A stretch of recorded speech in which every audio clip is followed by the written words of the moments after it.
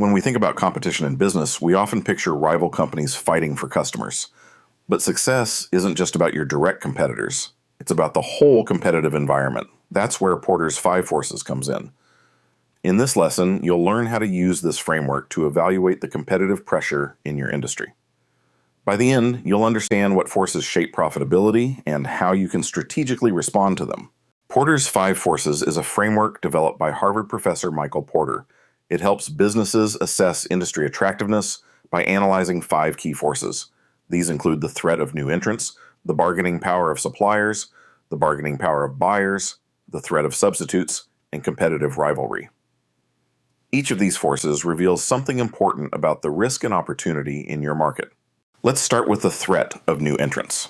This force looks at how easy or hard it is for new competitors to enter your market. If entry barriers are low, say due to minimal regulation, low startup costs, or easily accessible technology, new players can flood the market and reduce your profits. For example, a new local coffee shop can spring up quickly, while launching a new airline is far more difficult due to high capital and regulatory requirements. To manage the threat of new entrants, businesses often build what's called a moat. A moat is a barrier that protects your market share. It could take the form of a strong brand, exclusive partnerships, or proprietary technology. For example, a software company with patented algorithms and loyal users has a wider moat than a generic competitor. The next force is the bargaining power of suppliers. This refers to how much influence your suppliers have over pricing and terms. When there are only a few suppliers, or when switching suppliers is difficult, they have more power.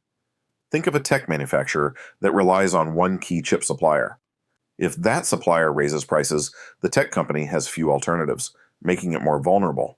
On the flip side, if suppliers are numerous or easily replaceable, your business holds more power in the relationship. For instance, a clothing brand sourcing cotton from multiple farms worldwide probably has low supplier risk. Understanding this balance helps companies secure better pricing and reduce supply chain disruptions. Now let's explore the bargaining power of buyers. In some markets, customers hold all the cards. If buyers have several choices or can switch easily between providers, they can demand lower prices or better service. For instance, online shoppers comparing prices on e-commerce platforms can quickly abandon one store for another. But when your product is unique, customized, or essential, buyers lose that leverage. Think of a B2B software provider whose tools are deeply embedded in a client's workflows. The switching cost is high, meaning the buyer has less power. Your pricing strategy and service levels should reflect where you sit on this spectrum. The fourth force is the threat of substitutes. This doesn't refer to direct competitors, but to alternative ways customers can solve their problem. For example, a fitness app might compete not only with other apps, but also with home workout videos, gym memberships, or even walking groups. Substitutes draw customers away, even if indirectly. The more readily available the substitutes, and the more affordable or convenient they are, the greater the threat.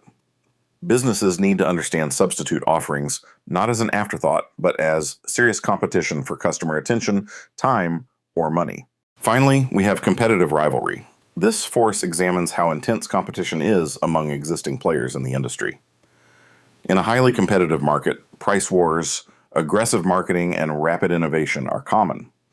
For example, the smartphone industry features intense battles between well-funded companies, making it hard to maintain high margins.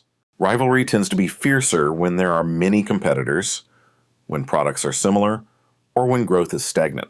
Businesses in these markets must work harder to differentiate, innovate, or find niche audiences where they can stand out and build loyalty. What makes Porter's 5 forces powerful is that it gives you a structured way to look beyond surface-level competition. It helps you understand where value is created and where it might be lost. You're not just asking, who are my competitors? You're asking, what conditions shape my ability to succeed and grow in this market? Let's say you're advising a startup in the electric vehicle space. A 5 forces analysis might reveal high supplier power due to battery component shortages, moderate buyer power, a high threat of new entrants fueled by green investment, and strong rivalry from legacy automakers and tech companies. That helps the startup anticipate challenges and craft a strategy that can succeed despite the pressure. It's important to note that Porter's model is industry-specific, not company-specific.